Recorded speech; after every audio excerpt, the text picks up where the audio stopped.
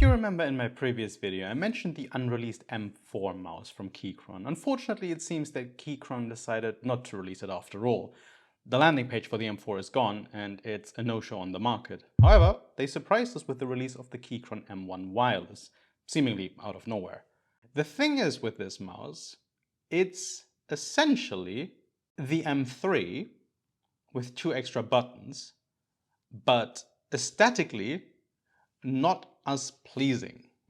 The M3 is still a little bit more expensive and technically speaking actually offers less options. That is something that has to be said as well. The M3 is more expensive, has 2 less buttons, but other than that, they are, in terms of actual performance and usage, identical. There is no difference, right? If you want to use it with your left hand, you are basically going to have to go with the M1 Wireless.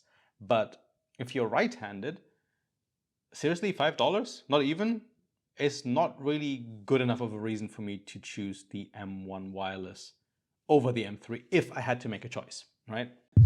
The M1 Wireless is visually identical to the M1 Wired. There is literally nothing different about it. The only reason this one is white is because, well, my wired one is black, right? So I wanted to make sure that I can at least distinguish between the two. You can definitely distinguish between the two without any problems just picking them up. This one, and this is actually one of the first points I want to get into, why I'm not quite sure why this actually exists. This one weighs 79 grams. Now, the M3 also weighs 79 grams. In fact, the promotional material, so to speak, like the landing pages for each individual mouse between the M1 Wireless and the M3, the wording on a lot of the things it says on there is also pretty much identical. Same as with the M3 and as I had suspected for the M4, the M1 Wireless also is not natively compatible with Macs and won't be until earliest June of this year, as that's when the software will be available.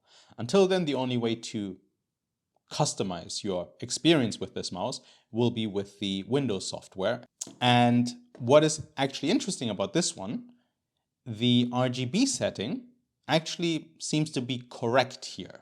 You can see, or maybe I'm not even sure if you can see it, on the M1 Wireless, the light is completely synchronized, right? So the light on the wheel as well as the rest of the mouse is the same.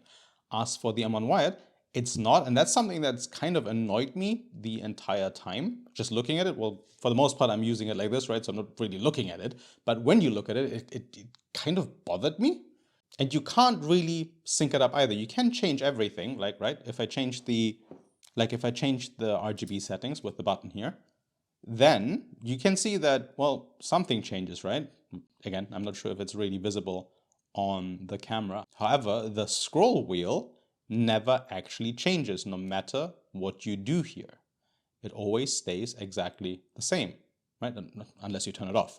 So that is something to keep in mind, that it won't actually do anything. This mouse is just as good as this one, just as good as the M3, right? This is just really a preference of what type you prefer. They're both symmetrical and all of them are light enough that you can use them with a hover grip like I do. So technically speaking, I can't see a reason for the M1 Wireless to exist, to be honest, unless it's directly catered towards left-handed people. But I think in this case, the M4 with 2 extra buttons, maybe calling it the M5, would have just made a lot more sense. As again, the M1 is not a bad mouse. I don't think so anyway. I think it's actually a great mouse. But the M3 just is overall a better choice. Like the dragging sensation that I complained about is no longer there. So why it disappeared, I don't know, but other people never had this to begin with unless they didn't remove the blue film. I can't really see a reason for the M1 Wireless to exist, to be honest. I would still say to get this one, the M1 Wired, as well as the M3 Wireless. And maybe skip this one altogether, unless there is a specific reason that you want this one. Like, for example, you want something with this design, but something that can also be used wireless, right? That's the only thing I can think of. Other than that, not a bad product, just with the lineup that exists, not really necessary in my opinion.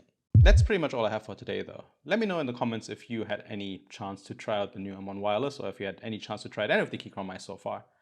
See you next time. Bye bye.